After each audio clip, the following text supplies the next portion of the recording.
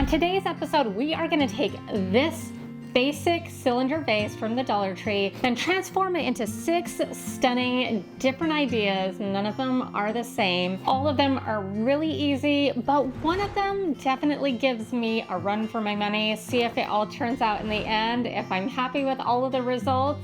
But let's get started with our first one. Okay, this first one is so easy. I promise you, you can probably get this done in like 5 minutes, but it gives it such a high-end look. So you're gonna start out with your favorite contact paper. In this case, I decided to use a faux marble contact paper. I think this has the ability to have a really stunning high-end look. The first thing you're gonna do is cut it down to size so it will wrap around the width of the circumference of the vase. So once you get that lined up the best you can, and maybe a good idea, that's something that I learned along the way, is that you could leave excess on both sides. And I'll tell you why in just a second, but we're gonna just roll that on and you're trying to smooth it out. You can use a scraper tool to scrape out any wrinkles and just try to get it as smooth as possible so that there's no bubbles, because that will give you away. So you gotta try to get rid of the bubbles. And honestly, a lot of times those bubbles will dissipate over time, but try to get out as many as you can to begin with. Now, my original idea was to kind of snip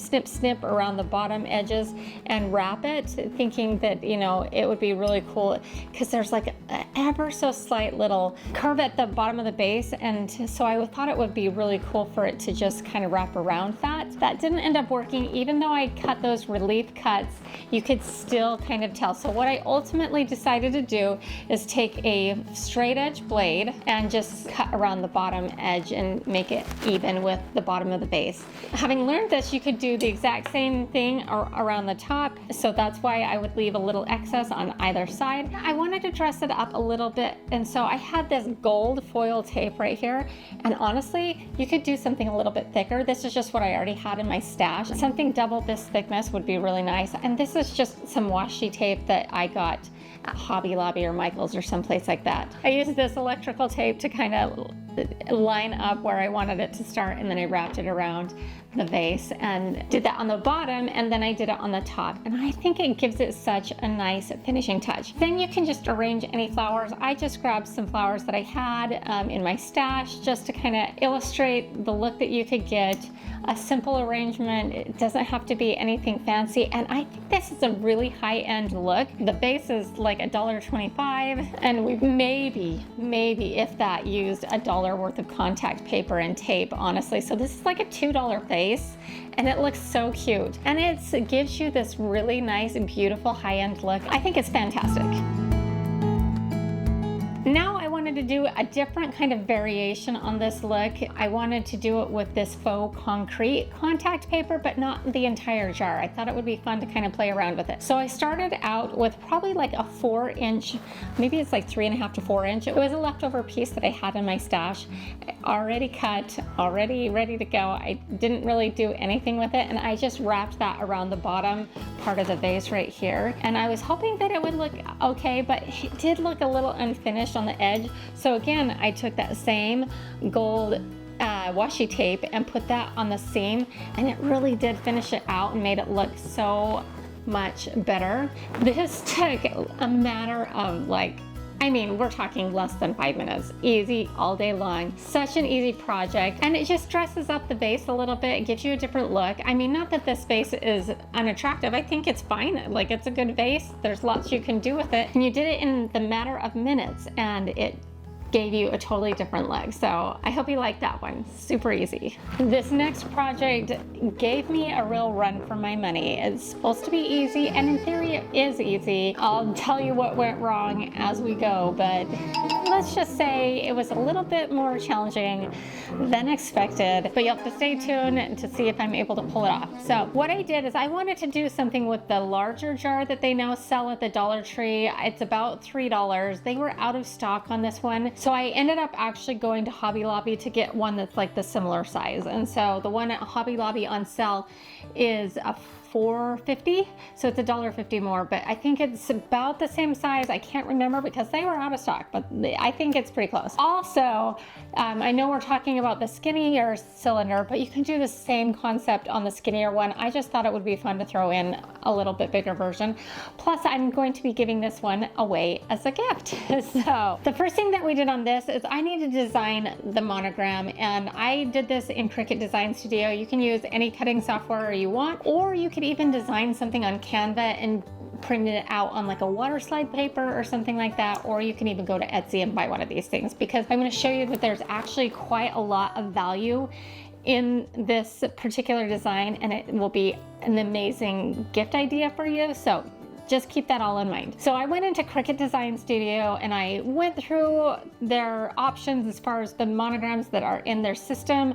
I selected one because I had one that was like an inspiration piece that I was working off of. And so I ended up going with a more simplistic design. And I picked the B because we're going to be designing this one for Lisa's daughter, Ellie, who is getting married here shortly. I know that they have like no decor, so I thought this would be a fun piece of decor, and maybe they can use it at the reception or whatnot, but I thought this would be a fun little memento and a good gift for them. So I got the monogram that I liked. It was a B, so I put Bowman, that's gonna be her new last name, and then the date that they're getting married and their names. Now, once we're done designing it and we liked the way it looked, I sent it to the Cricut machine. I used the Explore Air 3 and I made it. I used this really pretty gold smart vinyl, which is the matteless vinyl, and I love the smart vinyl. It's so awesome, but it's also a little bit trickier in the fact that it is a little trickier to get more delicate things cut, shall we say. And then I started weeding, and this is where things unfolded difficultly. So tricky. Oh man, no.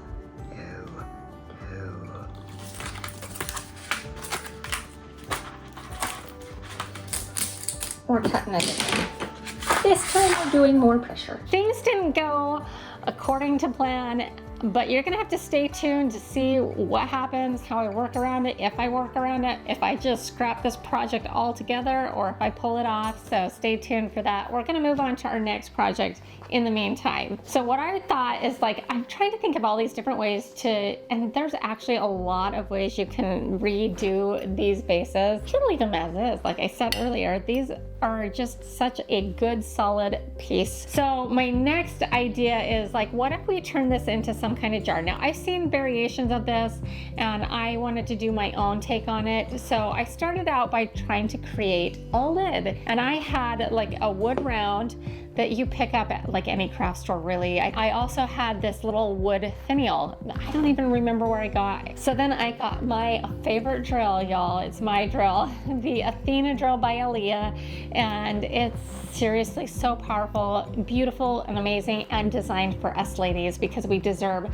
powerful tools that are made for our hand. I know I created it, and I know that there might be some being partial to it, but I'm telling you, this is my favorite drill I've ever owned. First of all, it is super powerful. Do you hear that power?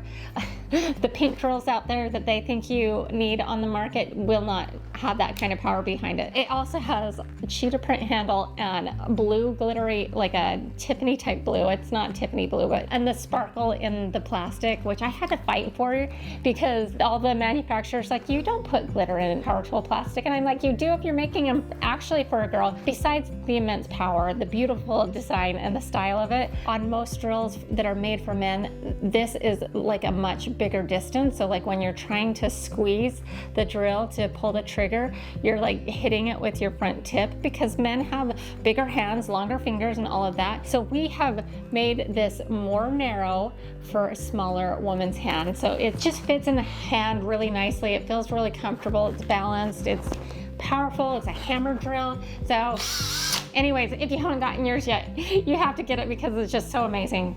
But we're also working on some other tools, and we've got a lot planned to release this year. So many things, power tools, but also some non-powered tools and other things that will help you DIY your best in style. So enough about that. Okay, I almost forgot what we're doing. Okay, yes. So then I got a very large drill bit. I just went and found a bit that matched up with the width of our little finial, and then it was a very, very snug fit. So I just ended up jamming it in there, and I was gonna pull it back out and put wood glue on that way, and that is just to add some stability. I mean, it's in there pretty snug, so I'm not really worried about it. Then I took some antiquing wax and antique wax the whole thing so it kind of looked more stained, and let that dry. And then I decided to do the same thing to another wood round to use as a base, which I thought might balance out the wood topper that we've made on the bottom, and so I stained that out. And then I decided, what kind of like jar is this gonna be? Is this gonna be like a bathroom jar or a kitchen jar? Ultimately, I decided on making it a kitchen jar.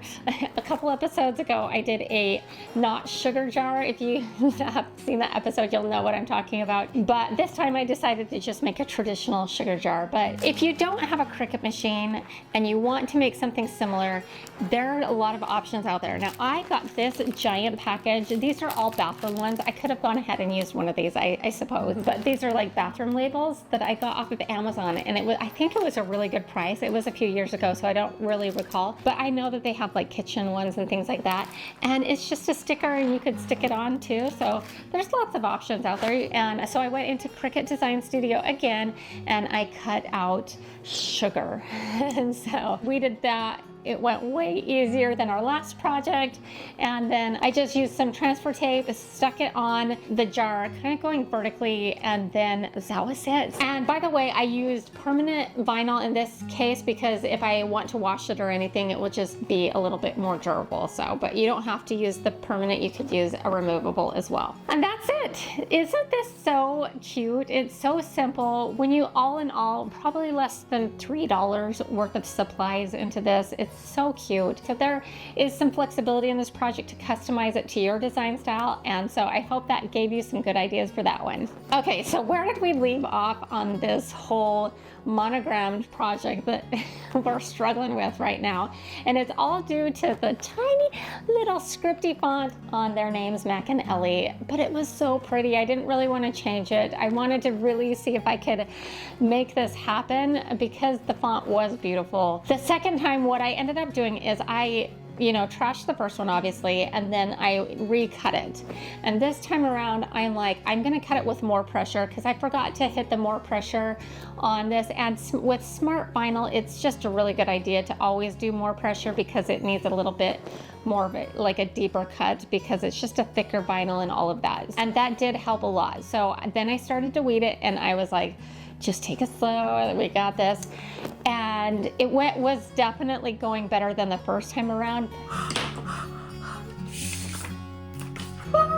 The struggle didn't end there, so I'm gonna make you pause and wait to see what happened next, and we're gonna move on to our next project. But first, if you're enjoying this content and you enjoy DIY and home decor, and you feel so inclined to hit that subscribe button, I have made a goal to really try to hit 500,000 subscribers this year, and then we're gonna do something fun. I'm taking suggestions on what that fun thing would be, but if you wouldn't mind hitting the subscribe button, it will really help you get all of my content. I know like some of you get my content without hitting the subscribe button, but I also do a lot of stuff on my community page, which I don't think that they push out if you're not subscribed, and I've got some fun things that I'm doing on the community page and some announcements coming up.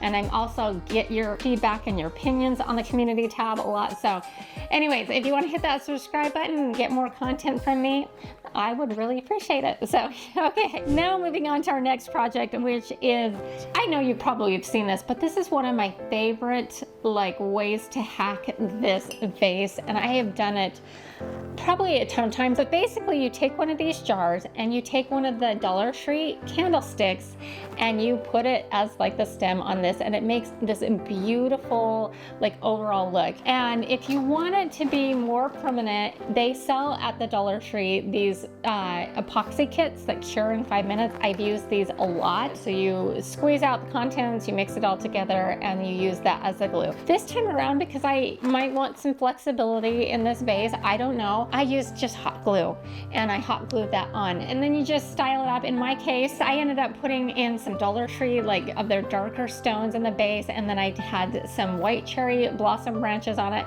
But you can just style it however you want and do the arrangement that you want. I just am trying to show a couple of different styles and options for you to see, and I love this simple Dollar Tree hack. It is like so good, and it's classy, it looks more expensive, it looks beautiful, and I hope you like that one. Okay, are we ever going to be able to pull off this monogram thing? I don't know. Here is what happened next. So then I get the transfer tape on, and I very painstakingly peeled off the backing. And if anybody who knows like the smart vinyl, Cricut vinyl, tell me if you can appreciate this. It does not come off the backing very easily. Like, some of it does. And so this case, I decided to go ahead and use the strong grip adhesive so that it would be more likely to stick to it. But again, those little delicate things, they don't want to come off. So you have to peel it off so slowly and carefully, especially around those little delicate letters. And so that was just an ordeal in of itself. So then I finally get it peeled off, and then I very carefully place it on the jar. It ended up being a little bit bigger than I had thought in my mind, so it did cover a bulk of the jar, which is actually good because I actually am not displeased with it, but I think I intended it to be a little bit smaller, but again, not displeased at all. All right, so then I kind of worked from I got it lined up, and I worked from the center out, and then I started like rubbing it on and all of this, and then we got to the edges, and I started like peeling it back, and for whatever reason, there's like one side, I don't know why. I don't know what I did wrong, but it was like puckering on one little spot. And I tried to peel it back, but once it sticks on the jar, it's like very difficult. And then once you start like using your little weeding tool to kind of like lift it up and everything, that can start stretching out the vinyl, and it was just being a little stinker. And so, but everything else went on beautifully. What would I have done different? I don't know. What would you have done different? It did get on, and it's a miracle. And that was like a lot of stress and a lot of time for just one little project. But doing this again, I might still use the smart vinyl. I might, you know, depending if that's what I have in my stash, I would do it again using that. I might recommend for you to not use the smart vinyl and just use a traditional Cricut mat and cut it on a traditional, because I do find that that's a little bit easier to work with personally. But that being said, we did get the job done, and the results are really beautiful. I'm not going to share those results with you yet because we're still going to style it up a little bit, and then maybe find a beautiful font that's a little bit thicker and not so thin. Maybe that would work out better, but I just loved it. I was kind of committed to it at that point, so I was just, I'm going with this. I love this finished result so much that I will definitely do it again, and then I'll tell you more in just a second. But I have one more project for you. Okay, this next project is super easy. You don't have to alter anything on the jar. It's more about just the way that I styled it. And so what I decided to do is I took some of those same black stones that we used earlier and put them in the bottom of the vase. You can pick out any flower you want. I just happen to have these, it's like a magnolia flower, but it was like a little bit smaller than they actually are. And I wanted it to kind of hold in place a little bit. So I put a little hot glue and glued it down to the stone. And then I tucked in some leaves and other things. So yeah, you could choose whatever flower that works for your decor, and that would be great. Then you're gonna pour in water. So then I took one of these little tea lights, because this is what I had. You could just do a floating candle, but I had these little floating cups holders, and I didn't like the silver in it because that is not very cute. So I pulled it out and just took the little candle and placed that in my little floating jar. These would be beautiful as like a wedding centerpiece. These would be beautiful as a centerpiece anywhere. You could do like a whole row of them, and that would be amazing and beautiful. But this is just a simple, easy way to really elevate the look of this vase, and you don't have to really do anything other than just assemble. So there you go. I hope you enjoyed that. Okay, so now back to our challenging one that shouldn't have been challenging, but ended up being challenging. But okay, so how did I style it? So you could use this as a floral jar, but I thought it would be great since it was a little bit beefier to use it as like a candle holder. So I took some of those white like stone things and put that in the base of the jar. And then I put a candle in it, like a big beefy candle in it. And then I'm like, you know, this is cute, but it's a little on the boring side for me. It's very, you know, and I'm like, it would be really cute to throw in a couple of flowers. So I had a few of those cherry blossoms left over with some leaves, and I just decided to tuck those around on the outside of the candle. And it was just a little thing, but it is so cute. I love how this turned out, and this would be an amazing gift. So let me just break it down for you. You're gonna need a little bit of vinyl. So if you have a vinyl cutting machine, this is gonna save you a ton of money. Just go ahead and cut your own vinyl.